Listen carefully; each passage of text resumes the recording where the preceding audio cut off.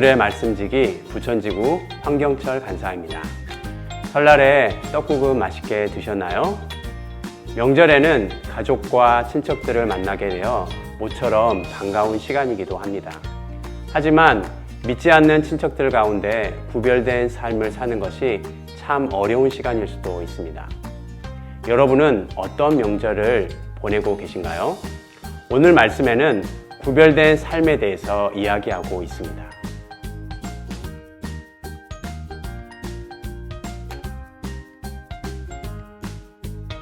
하나님께서는 본문에 세 가지를 말씀하십니다. 첫째, 장례식장에서 애도의 모습에 대해. 둘째, 먹을 수 있는 부정한 음식과 피해야 할 부정한 음식.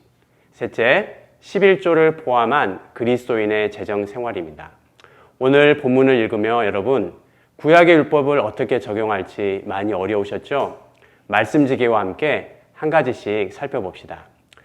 자, 그럼 첫째, 장례식장에서 슬픔을 표현할 때부터 알아봅시다.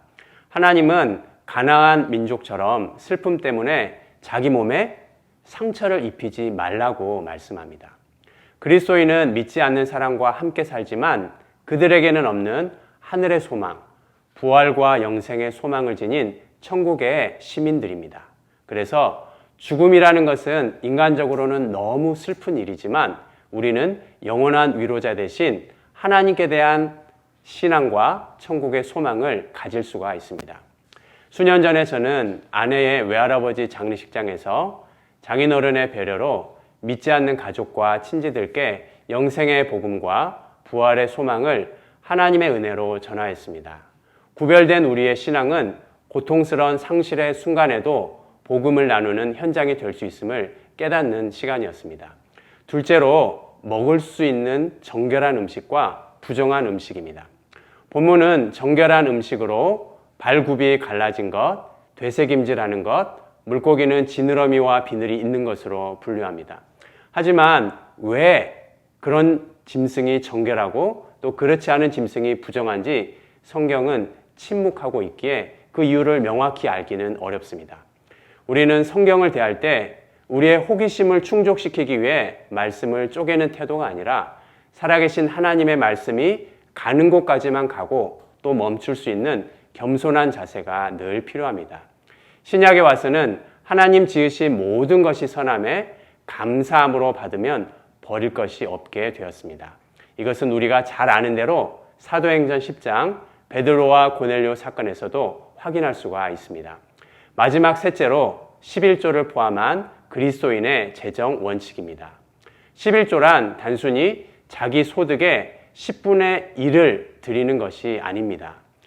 10의 10 전체가 하나님이 주인이시고 하나님께서 주셨다는 신앙 고백의 표현으로 10의 1을 구별하여 드리는 것입니다.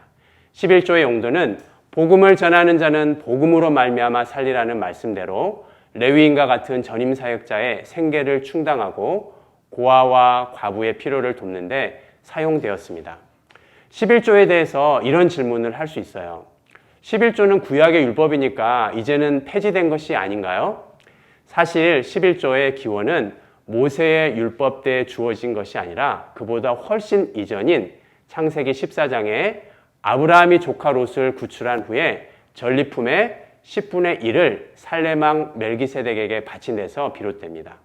물론 살렘왕은 만유의 주제요 평화의 왕이신 하나님을 상징하죠. 두 번째 질문입니다.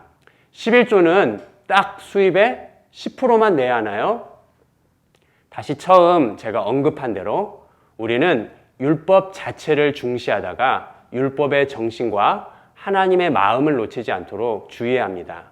땅과 거기 충만한 세계가 다 하나님의 것이므로 하나님께는 돈이 필요한 것은 아닐 것입니다. 우리가 누리고 소유한 모든 것이 하나님께로부터 왔음을 인정하며 감사의 표현으로 드리는 것임을 기억할 필요가 있습니다. 그럴 때 우리는 만몬, 곧 돈이면 뭐든지 된다는 물질이 우상이 되어버린 시대에 물질의 선한 청지기로 바르게 살아갈 수가 있을 것입니다.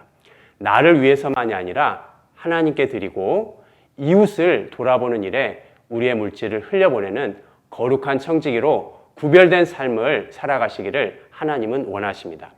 사랑하는 풍삼 독자 여러분, 오늘 하루를 살아갈 때, 슬픔이 복받칠 때, 누구와 음식을 먹을 때, 돈을 써야 할 때, 우리의 모든 영역에서 우리의 믿음을 드러내는 하나님의 거룩한 백성, 구별된 백성으로 살아가시기를 축복합니다.